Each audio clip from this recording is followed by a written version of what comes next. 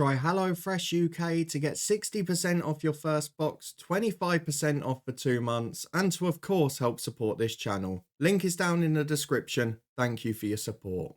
Well, after the incredible success of a double promotion, we arrive in League One with Southend United, and this season, well, it should be a bit trickier on paper. We've got a number of big teams in League One, we've got a lot of competition to work with, but I am thrilled with what we've done in a summer window so far.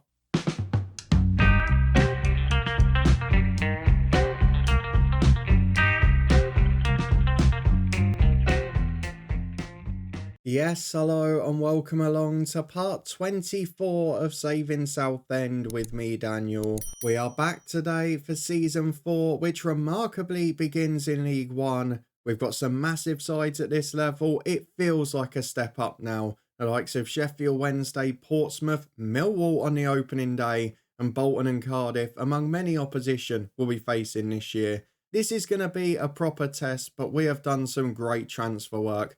Probably a bit more than I expected due to both opportunities and a couple of players wanting to go.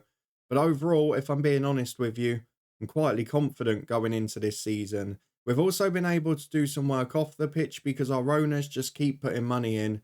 This is turning into a bit of a dream save and not the usual struggle we used to. So if you're looking forward to seeing how we get on in this one, whether we can establish ourselves back in League One, then please do put a thumbs up on the video. Of course, Southend were in a championship 15 or so years ago, and we're looking to get them back there. But at the first attempt, that will be tricky in this division. We have, though, with the bookmakers, moved up in terms of expectation this year because we've been signing so well this summer. And I think that's the only place we can start. It's been busy. We've probably replaced nearly half the squad, which I didn't expect to do. We've also got a few for the future who are out on loan. And we are starting to look like we've got a squad both for now and for future seasons too. So let's go and see what's been happening. Well, to show you the transfer news, I need to tell you what's been happening off the pitch because we were set an initial budget of around £2 million with 3.5 in the bank. Now, you guys will know I don't spend that, and I've moved it elsewhere in some parts as well. We've expanded scouting and our scouting team. We've expanded facilities and pressed for other things like that as well. We're also well under the wage budget, but that doesn't mean I haven't been ambitious, and I'll prove that to you in a minute. For now, though, we're going to go and have a look at the club info because the facilities are getting a push. We're up to good training facilities and good youth facilities. Both have had one upgrade since the start. We've got more work being done as well. And of course, the big news at the bottom is the stadium one, because we mentioned the fact that they were looking at a new stadium, and it does frustrate me that it's not one with a bigger capacity, but they were looking for a better site as they are in real life, or supposedly were in recent seasons, and we are going to be moving into that new ground next summer. Steve Tilson Park nonetheless as well, 11,200 capacity, probably better corporate opportunities and things as well. And according to the initial message we got, it's crucially got an expansion capacity of 23,000 fans. Now that will allow us to compete all the way to the top and be a decent Premier League side in the future. So overall, all very happy on that front. Lots of improvement off the pitch, the board doing a great job financially. And of course, we've been bringing players in for cheap and selling them. But that was because of John Still. Now, we know the director of football was a huge influence and actually agreed the deals for some of the players we've sold for big money. But if we go and have a look now, he has been replaced and I've gone for a completely different route. I thought, I can't replace John Still like for like. It just won't work. What I've done instead is go for someone who's a bit more rounded in terms of knowledge. And I've gone for a young Portuguese director of football who I'm hoping in later years will be able to develop his attributes, but not just that, be able to find us young stars in Portugal when we do reach the top levels, which I appreciate is a couple of years off, but I think that might be a very sensible move. So that's the approach we've taken on that front. We have improved some of our other staffing as we've gone along as well, but I don't want to bore you with all the sports scientists and recruitment and that, but just be aware I'm keeping an eye on it. I always say it's the most important bit. But all of that has led to a very busy transfer window. We've got a lot to reflect on, so let's start with the outs, beginning with the release players. Now, in addition to Gus Scott Morris, who left the club for Chesterfield just before his contract released at the end of last season, we have got a few more from the first team level who won't be staying with us. And crucially, we lost players in a key position, centre midfield. So Noor Hussein left the club. He went out on loan right at the end of last year, but did play a key part again in those first couple of seasons, as did Jack Earing in the second and third.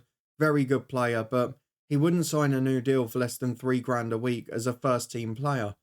And I was only ever going to have him as a backup in this league, and I didn't want to double his wage to do that. So Jack Earing moves on as well.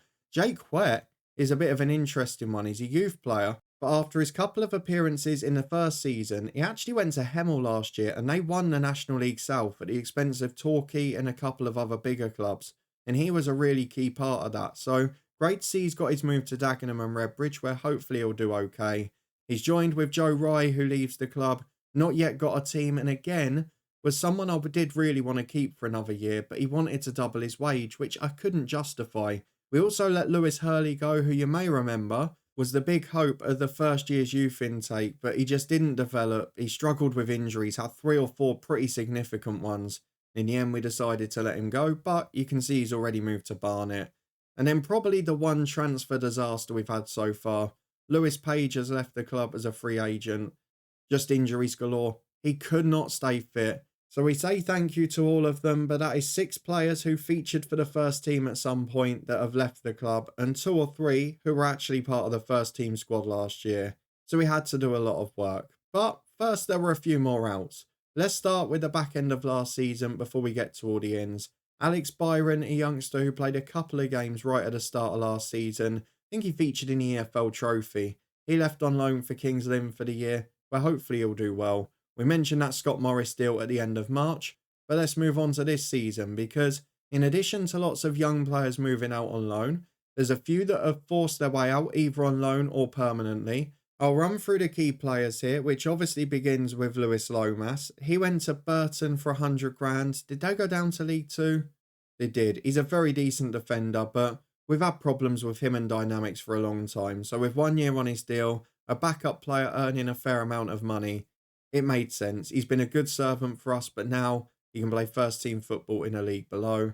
Craig Williams is one of our youth stars who is developing well. Decent personality, and you can see it's helping him improve off the pitch. He's gone to Woking. He'll play a full season in the National League. We also loaned out Cameron Ishmael again. He's signed a new deal. We've tied him down for 3 years. He's a good player, but he's still developing as a wing-back. His positioning and his marking still a bit off. So I just wanted him to get another year of football under his belt rather than sitting on the bench for us, because we've still got Tomlinson, Saxon Airley. We've brought in one more who can play wing-back as well. Berry can play further back too. So there were just a few too many options for him to play regularly. And now he's going to get a year in the EFL. If he does well in League Two this year, we'll have no excuse not to play him. Similar for the next one really, Trayvon Mully. He came in last summer, we loaned him out again, and this season we're just stepping up his development. He's done pretty well, he has improved a bit, and he now goes out on loan to League Two after shining in the National League with Dagenham and Redbridge. So really thrilled to see him moving up, hope he gets on well, and we'll reflect on his performance at the end of next season. He's joined at Northampton by Dan Mooney, who wanted to go on the transfer list, and we wanted to go out, to be fair. Same reason I just mentioned with Ishmael. We're very heavy on the left side now. We also got another backup striker in. We didn't need him. So to move him out for a decent wage, Northampton are paying it. We've got to be happy. But this man, an original legend of the save. The other one that went was Colin and D. We had him on the books for 1 more year. As a third choice goalkeeper, he's okay, but he's not going to get any football with us. He's on a bigger wage than our number 2. And after a good year at Torquay, despite a few injuries, it made sense to loan him out. So Hartlepool will see to him this season, and he'll probably leave the club after that. But again, a good servant in that first year. Lloyd Afori Mantau is one who went on loan back to Ghana last year. Played a lot, but didn't really improve much. Maybe it not being a playable league didn't help. But he now goes to Mansfield, and you can see he came off the bench yesterday. So that's going to be a big season for him. If he can make 20-25 appearances in League Two, he's got a good personality, he's training professionally, he should improve, but we'll see if he does. Colin Driscoll is the other first team one, but we bought him in earlier in the summer. So let's go and have a look at all of the ins before we get into our first game, because as you can see here, we have got 9 signings, added to the fact that there was one at the end of last year, 10 additions and 1 renewed loan. It is basically a whole new team. It was necessary because we had 6 or 7 players on loan at the end of last season. We've had 3 or 4 first teamers leave the club, as you saw. So we're not any bigger as a squad than we were. We're definitely a lot better. We start with a man who has now gone out on loan, but essentially is John Still's final parting gift. Colin Driscoll is the man he found from Manchester City. Very good young centre-half with huge potential. Just needs football. He's got a good personality. He's determined. He's tall. He's good in the jumping reach. His positioning, tackling, strong. He just needs to play, and now he will at Accrington. I think, no, they're still in League Two. I was going to say they're a National League club. He's going to get Football League experience this year. I'm hoping he'll do really well with it. You can see he's already improving in training, and he should be a big one for the future. On to this season though, 9 more additions, a returning hero, a little bit of injury frustration, and a couple of surprise names returning to the channel. We start with Nico Lawrence, who is a young player. He's someone who actually rejected the chance to join us on loan when he was at Southampton, but he got released from them. And while his attributes look okay, his coach summary's not great, so he was one where I thought, you know what, I'm just going to take a gamble. We've bought him in and we're going to loan him out for the season. He's got a couple of interests from League Two clubs at the minute. I really think he's going to make a decent player, so even if he's one we can loan out and then make a profit on, as we did with Nallo for 350 grand, it could be a clever bit of recruitment for the club, and in the best case scenario, he makes it as a first teamer. And again, his personality, his determination is strong, which should allow him to do that. But fingers crossed next year, he'll be a League One footballer.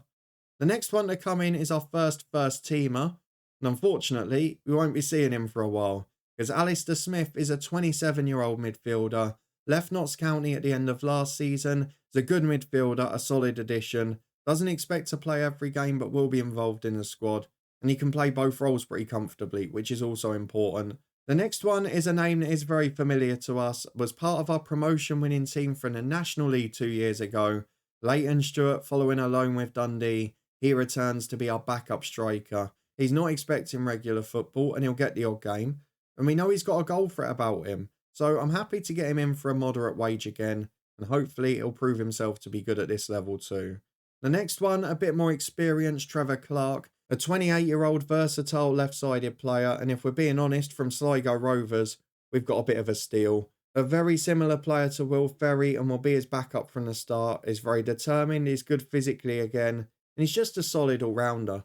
Then we've got one that the new director of football found, Stephen Parks from Rochdale for 37 grand. I really like him, to be honest. He's a left back, but he can also play left wing back, left midfield, and left centre half, which when we're having to go to a back three, and we get a couple of injuries, or we need versatile subs, could be a really important one too. Yes, he's not quite so strong mentally, but physically he more than makes up for that. He's got stamina, he's got the jumping reach, and he's got the key defensive attributes. He's a very good signing in my book. But then we got a returning hero from our Bristol City save last year. And at this stage of the save, I did not expect to be getting someone of this quality, because we were getting a bit desperate for centre midfielders. And then Joe Williams popped up, and for an affordable wage as well. Ignore the fact that he's not brilliant in the duties that we're going to be using him for. He is a very good player with a resolute personality who works his backside off. He's great defensively, which, let's be fair, we're going to need that in midfield. We're not going to dominate games as much this year. And with 2 in the middle, when we're playing with extra wide men, we want to be able to take advantage of wide areas while making sure we don't get overrun. And this guy is going to be a key part of that. He's a magnificent signing. I'm very happy with him. The only issue for me is that he's a bit susceptible to injuries, but I think he's an absolute superstar, and I'm very happy to take the gamble on him. The next one is a historic moment for me. It is the first time I've used one of the elite squad slots for a player who didn't get a work permit. Bubba Fernandez is the man, and he is a 26-year-old centre-half. Again, much more physically imposing. I've put a lot of effort into that this summer. He's great in the air, he's fit, he's quick, he's good defensively, positionally great, and he's going to feature a fair bit, so happy to have him in, albeit he's been outshined by a signing since. Because the next man in is a name that Premier League fans will probably know from recent months, because Jarrell Konza has been making appearances for Jurgen Klopp's Liverpool. Well, in this universe, he's at Southend in League One, and he's also broken into the Scottish team as an international. Now, the puzzling bit is he's only rated 3-star ability by the assistant, which I cannot put my finger on. He looks so much better than that. And again, I talk about the physical side. He's brilliant defensively as a player. Mentally, he's strong. He's got good determination. But look at his jumping reach. Look at his height. Look at his pace and strength. He's a proper League One footballer. And in that area of the pitch, we have improved so much more. There are going to be more games this year than probably last season where we have to play the back three. So to have a really strong central defence is going to be important. And Jarrell Konza is a big part of that. Albeit, we'll miss both him and Fernandes for international breaks. The final signing, and you can kind of see what I've done with the last two. I've filled the squad with really good players, and then I probably had two areas, centre-half and centre midfield, where I just felt we needed one more bit of quality. So Josh King is the man who joins in centre midfield, a 19-year-old under-20 international for England, 3.5-star ability, 5-star potential. Again, very much a specialist in one duty, but it's one that we use regularly. He's a pretty average player all round, but he's got an unbelievable passing range, great technique and vision, and a good first touch. I just thought looking at him, if I'm being honest, we've got so many big physically imposing players now. We've got so many great players that are good mentally, good physically, and can carry us through a game in that regard. I thought when I saw him, he's a bit of stardust. Let's get one bit of magic in. And Josh King, I feel, has the potential to be that man. Those two signings are exceptional. And overall, I don't know about you, I'm really happy with where this squad is. I felt we were going to improve in the summer, but we've probably done better than I expect. And if you add to that Harrison Parker is staying for another year, I think we're in pretty good nick here, aren't we? We've got a strong side, we've got a pretty balanced side. Could maybe do with one more right winger, but I'm splitting hairs now. We've got Hilton and Dewaney, who are both very good footballers. For now, it's probably about one or two leaving, like a Nico Lawrence. Baggett has threatened to leave the Indonesian international. We'll see if he chooses to go or not. We'll lose him on a free next summer if he doesn't get a move now. But let's go and have a look at a pre-season preview, because when we came up to this division, we were predicted 19th at the start of the pre-season window. Now, we are predicted 12th, which is by far the best of the promoted clubs. We're expected to have improved massively. We've got really good players in the team, but two of the back four in the media best 11, well, they happen to be Millwall players who we're facing today. So this is what we've got to focus on now. We've got a real opportunity to not just stay up, as was expected at the start of the summer, but to push on and be solid in the middle of the table. I don't want to get stuck in League One for 4, 5, 6 years if we can avoid it. And we've got a new stadium coming next year, so staying up and doing it comfortably and keeping the fans on side is going to be a very big part of our season. With that in mind though, we've got to head to one of the toughest away days we'll face all season. We're into League One and we're into the Lions' Den, and they're playing a 4-2-3-1. So for the first day of the season, we will go to our more defensive setup, but they've got class players. People like Joe Worrell on 12 grand a week, clearly a championship player. I mean, I nearly signed him in the Luton switch save. We're talking about a very tough test here. Let's go and get our team picked, our formation changed. We'll be back in a minute to run through it. Well, here it is then, and we've got a lot of gambles that we have to reflect on today, because during pre-season we've had a lot of problems with injury, particularly to key players such as Presley and Matheson. We've also had some come in a bit later, the likes of Williams and Fernandes, who aren't anywhere near fit. But we've got a cup tie on Tuesday, so we can bed them in. Those of you that have been here for a long time will know I hate bringing in hundreds of new players straight away. I bed them in to try and keep the cohesion as high as possible for initial matches, and you can see today as a result of that, there's only 2 new signings in the first 11, and on the bench there's another 3. But we've not gone mad. Most of the players that have signed, the likes of Stewart, Fernandes, Lawrence, all missing out. So this is the team we've gone for. It is Daniel Rose in goal. Kwanzaa comes in on the right of a back 3 with Parker in the middle and Baggett on the left. Early and Matheson the wing backs. Hopefully Matheson will stay fit. It's probably our only really weak position on paper, with our backup right wing back now being Tomlinson. But I think Matheson is better than the stats suggest, so I'm going to give him a little bit of faith in the first couple of weeks. We've got Morehouse and Williams in the middle with Early at left wing back, and then Ferry and Hilton, the 2 wide men, behind the returning Aaron Presley up front. Hopefully he's got an hour in him. We've got Jayden Danns on the bench if need be. But this team, despite having plenty of quality, may well struggle at Millwall. We're going balanced, we're sticking with the normal 2 tactics, and hopefully they'll serve us well again. But this is going to be, I think, a slow start to the season, and hopefully a very big spell to follow. I might switch the two midfielders round in a minute, but for now, off to the den we go. This game is going to be big. Well, John Dahl Thomason is the manager of Millwall. He's brought in Worrell, he's brought in Lundstrom as skipper. He's also got Sarkic in goal, who's pretty strong. The likes of McNamara, Bradshaw, Cooper, Mollis, all still there. And Duncan Watmore in attacking areas as well. It's a good side and the pressure is on them. But what will we be able to deliver? We're going to swap the two midfielders round, but we'll get them in the duties they were originally in. And hopefully we'll be able to deliver a good performance and maybe even surprise them with a result. Well, Millwall have still been able to tempt a few fans in as that ball comes into the box early doors. It's not dealt with well. And Lundstrom gets it back into Wallace. Could be a poor start. Deflects away as far as Ferry. And he just seems to calm it down. But I've noticed already my least favourite thing. I've got to go and sort the edge of the box. I've got to say, I really don't know why that corner routine keeps resetting. However, there is some good news from the start of this. And maybe we're taking advantage. You've seen before, if you come into a relegated club, Millwall have got 4 or 5 transfer listed by request. Worrell's discussing a move out as we speak. And maybe they're just not quite as cohesive as a result. It's been a very quiet first half, and yes, we've picked up a couple of yellow cards, but there's not really been much in it.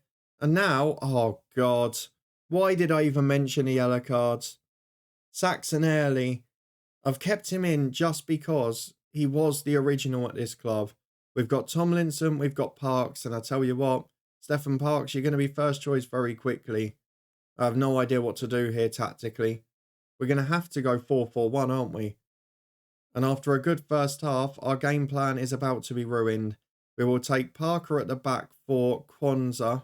I think just for the minute until half time. I don't want to lose a sub break, you see. So what we're going to do, we'll put Bag at left back literally for the 30 seconds before the break. And then we'll make a decision. He can do it a bit. And he is a natural left footer. So let's just get through the next couple of minutes. We'll now put Williams on a defensive ball winning duty. We'll also keep Morehouse as a deep line playmaker. And we'll put Hilton on a support duty too. This is now becoming a case of, can we get a point? And after a positive start, that's really frustrating. He's let us down there early, and I was thinking about loaning him out and sticking with Parks and Tomlinson, signing a new right back. I'm edging closer to it, let me promise you of that. Let's have a look at who we can bring on then, because we're going to have to go for a left back. Tomlinson is the man who's been here a while, but Parks is 6'4" and motivated, so he's going to be the one to come on. I'll trust Kwanzaa on a yellow. Whether or not that's stupid, I don't know. We'll go and get into the second half. No sub break wasted. The lads have been unlucky, but this is going to be a long old half now. Hopefully, they can see it out. Well, the best thing I can say is that despite Millwall having some shots from distance, they've not managed any more on target, and they're having the odd set piece, which hopefully we can continue to deal with. As Murray Wallace is up, it's headed away by Morehouse. Back in again, no. Parks heads away. That's why we brought him on. Get the extra height in there. It's out wide again. Presley chases, but doesn't make it. This time it is in, no. And it's third time lucky for Millwall. Young Coombs, the striker, scores. And I think now we need to worry about fitness a bit, don't we? We said Presley was knackered. We know that Ferry's on a yellow and struggling. I think after this highlight, which we don't get a break for, we will go and make those changes as Kwanzaa finds Joe Williams. So frustrating as well. We were on course to probably get a point in this game. And I know you can't predict it that easily, but they'd show nothing. And now, with an extra man in the box, they can take advantage. And we're having to change to a style that doesn't suit it and soaks up pressure. As Parks picks the ball up at centre-half. We're keeping the ball nicely, but I'm not sure where this is going. As Hilton gets it on the right, back to Matheson. We're just watching a passing move. Is this a key highlight? It might be if Hilton makes that run.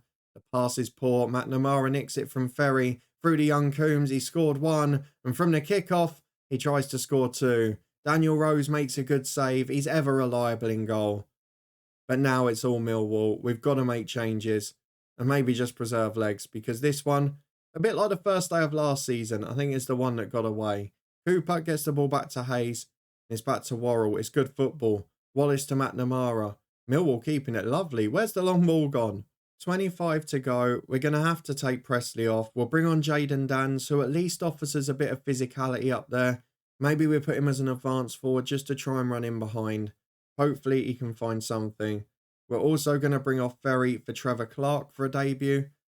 Might change the midfield as well. Morehouse can go in as a box-to-box, and we'll try and be a little bit more expansive. I'm not sure if it'll work. Maybe I could put him as a centre midfielder on support. Doesn't make any difference. Williams will come off for Josh King, who will get a run out. And then the last 15 will make another sub. But for now, I'll just save it because I don't think Matheson's going to do 90. Morehouse has now picked up a yellow as well, as that headers through to the keeper. I'm a little bit concerned here. We're picking up a lot of yellow cards despite not changing our style. Is it just because better opposition are stretching us more? Because some of our players aren't fit as well? Quite possibly. But we've now got a whole new look left wing, a new centre half, a new centre mid. It's a little bit disjointed, though King's got it in a holding role. And while we've kept it 1-0, it only takes one bit of magic. Matheson comes down the right. How long will he last? He's got to the byline. Great ball in! Oh, Jayden Dans has a good chance. It's a good run. And it's a very good save. We almost nicked one. A cracking counter-attack, and it shows we've still got a threat.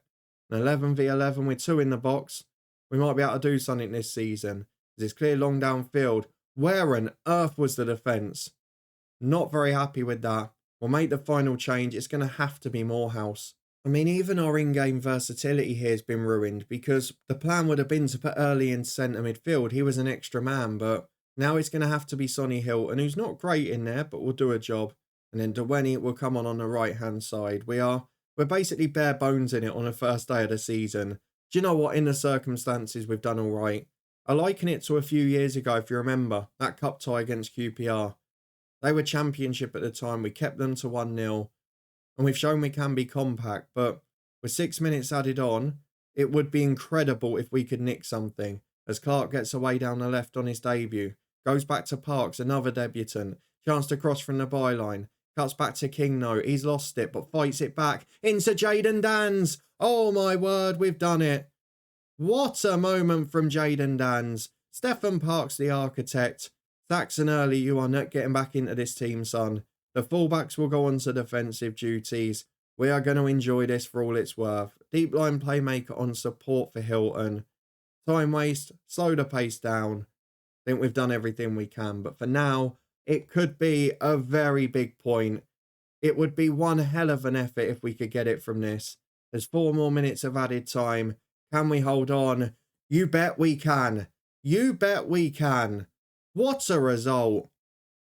I don't think I've been more happy to win a game in this save, let alone draw one. What a performance. What a result. We're going to be competitive in League One. Make no doubt about that. My loyalty to last season's players may have to wane quickly because Stephen Parks has proven what Saxon Early couldn't do. I think now we've got another replacement in the first team. Let's go and get to the schedule for when we're next going to be back. But a fantastic point given how that game went. And now if we have a look at the schedule, we will be back for... do you know what? We've got to do it, haven't we? We'll do transfer deadline day. Let me know in the comments what you thought of the transfer work, that hard-working performance, and of course where our weaknesses are in the squad now. If you want to stay up to date with the rest of the season, subscribe and turn that notification bell on. We'll be back tomorrow with a head coach save where we had our transfer special yesterday courtesy of our director of football. Fair to say I wasn't quite as happy with that one. You can find it in the eye above. We'll be back tomorrow in that one with deadline day and a derby, and in this one in 2 days' time for transfer deadline day. We could well lose a star because there's going to be a few changes here.